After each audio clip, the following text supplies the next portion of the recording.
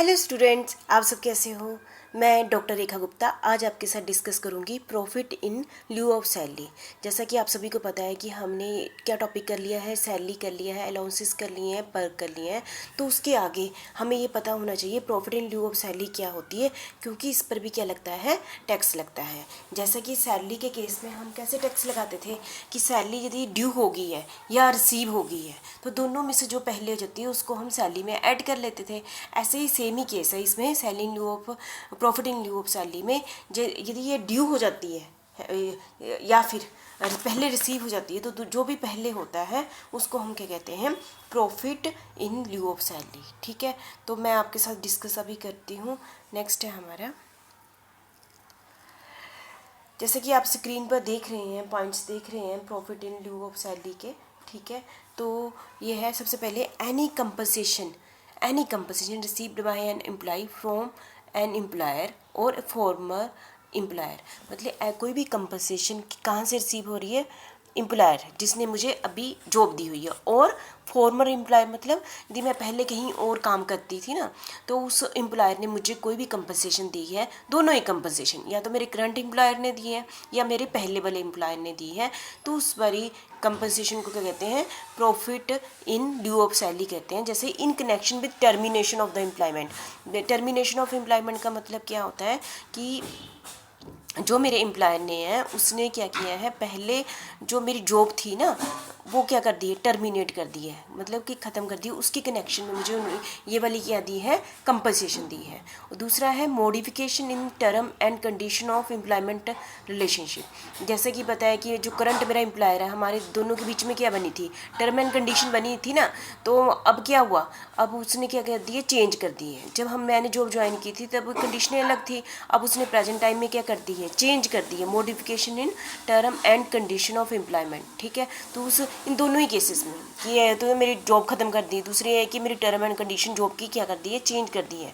तो उसके लिए मेरे एम्प्लॉयर ने मुझे क्या दी है, कंपनसेशन दी है। तो इस टाइप की कंपनसेशन को क्या कहते हैं, profit in lieu of salary कहते हैं। ठीक है, दूसरा है हमारा any payment received by an employee from an unorganised unrecognised provident fund. जैसे कि हमने पहले भी डिस्कस कर चुके हैं, अनरिकॉग्नाइज्ड प्रोविडेंट फंड क्या होते हैं। यदि कोई भी फंड एम्प्लॉय को अनरिकॉग्नाइज्ड प्रोविडेंट फंड मिलता है तो वो भी क्या माना जाएगा, profit in lieu of salary माना जाएगा। ठीक है, तो थर्ड है हमारा any payment receive by an employee under key man insurance policy including the amount of bonus.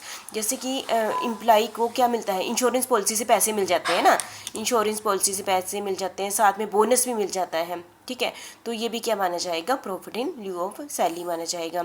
Any payment receive by employee before joining the employment. ऐसा नहीं है कि जॉब के टाइम ही मिल रही है, ऐसी पेमेंट कब मिल रही है, जॉब ज्वाइन करने से पहले मिल रही है after session of the employment या फिर जॉब के बाद मिल रही है। तो इसको भी पेमेंट मिलती है तो उसको हम क्या कहते हैं, profit in lieu of salary कहते हैं। जैसे आप 4 पॉइंट देख रहे हैं, कंपनसेशन क्यों मिली, टर्मिनेशन, मेरी एम्प्लॉयमेंट को ख़त्म करने के बदले में मुझे रेम्यूनरेशन कंपनसेशन मिली है। दूसरा है कि मेरी जॉब की जो टर्म एंड कंडीशन स्टार्टिंग में डिसाइड की थी अब चेंज कर दी है तो उसकी कंपनसेशन मुझे मिली है।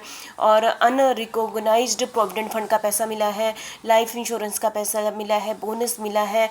ठीक है, तो कोई भी पेमेंट जो जॉब से पहले मिली है, जॉब के बाद मिली है, वो सारी क्या मानी जाएगी, profit in lieu of salary मानी जाएगी। मुझे लगता है इस स्लाइड से आप profit in lieu of salary अच्छे से समझ गए होंगे क्या होती है। ठीक है,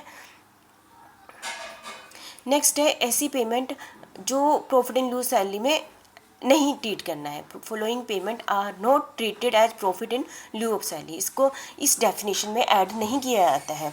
जैसे ग्रेजुएटी हमने पढ़ा हुआ है ना, ये एग्जाम्प्टेड अंडर सेक्शन 1010, ये हमने एग्जाम्प्टेड इनकम में डिटेल में पढ़ लिया।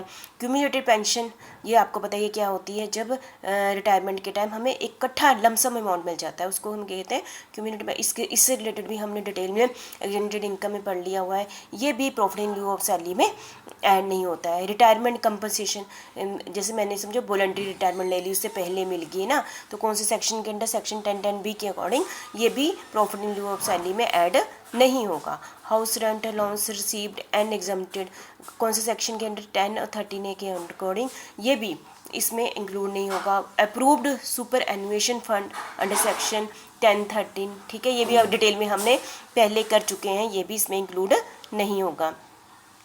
Recognise provident fund to the extent it is exempt under section 10-12।